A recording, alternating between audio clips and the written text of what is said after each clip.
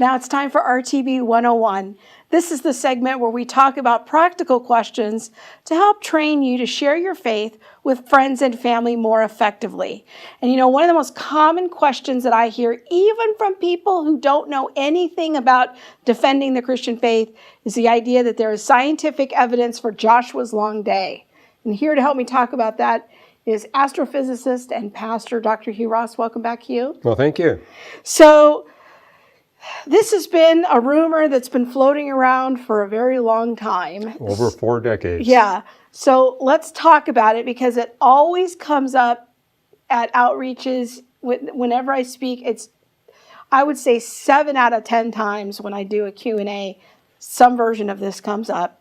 And people they've heard this idea that there's scientific evidence for Joshua's long day. So let's start with, what is the supposed scientific evidence for this? Yeah, the supposed evidence is that Jet Propulsion Laboratory scientists use supercomputers and solar eclipse data to prove Joshua's long day.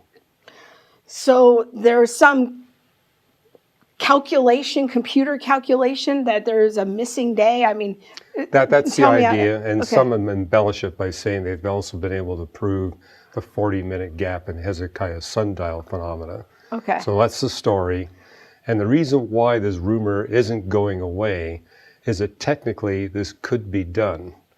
The problem is people living before the days of Joshua's long day did not record their solar eclipses with sufficient timing accuracy or geographical accuracy, either to prove what you see in the Bible or to disprove it. So the fact that it can't be disproved by science, I think, also explains the longevity of this rumor.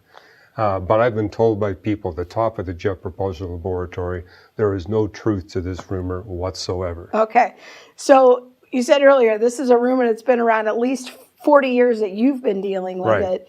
So I'm guessing we should probably not use this as an evidence for the accuracy of the Bible, because we have reasons to believe we're very big on exploring consistencies between Scripture and science, but this is not one of them. This is not one of them. Also, I think it's a symptom of people misinterpreting what's being expressed in the book of Joshua.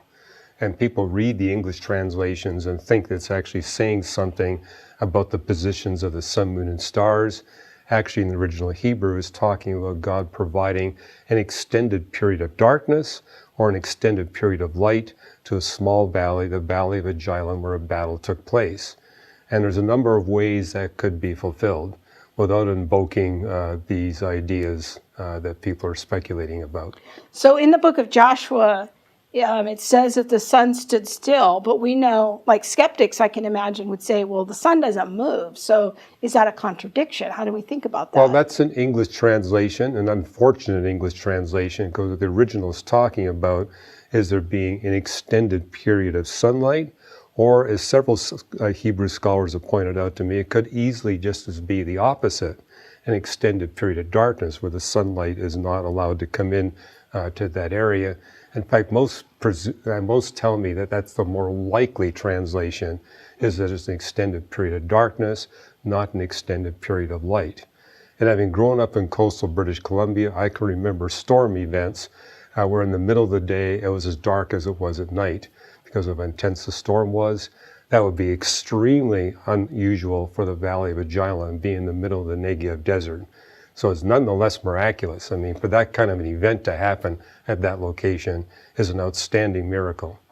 So now for some people, they're going to watch this segment, though, Hugh. This is a little bit like telling a child there's no Santa Claus, that they shouldn't be using this argument. Well, it's a different kind of Santa Claus. That's why I'm saying it is a miraculous event. Okay. And if you really understand it, it's an outstanding miraculous event.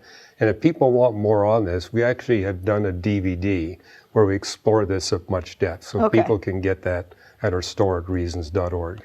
So when we're talking to our friends and family who are not Christians, we want to be very careful to vet the kind of arguments that we use. So talk to us about, even if it's an argument that we might like, That's not a good idea to use the Joshua's long day argument with our non-Christian friends. Well, for example, you want to make sure it's an argument that's credible with the best Hebrew scholars and also with scientists. And so that's the principle we practice here at Reasons to Believe. We test our apologetic arguments on the scholars before we send them out to the public, and I wish everybody would do that. Okay, so we want to be very careful about what we're putting forth as evidence. We want to make sure There's a lot of rumors out there. There's just one of many rumors that we need to squelch. Yeah, so even if we really like something, right. In this case, it's not a good idea to use the Joshua's long day argument. We got better arguments for what's going on with Joshua's long day. Very good. So we want to guard our credibility, because it's really hard to get that credibility back once we lose it. Well, if you do lose it, apologize. Oh, that's a good solution. Yeah. Yeah. I like that. That's a good word. We are all going to make mistakes, and it's important that we express that kind of humility. Very good. I like that, Hugh. Thank you for that wisdom. And I do want to encourage you, if you haven't yet, to check out Hugh's blog. You can go to reasons.org and search today's new reason to believe and look for more credible evidences on the intersection between the Bible and science. There for you with Dr. Ross.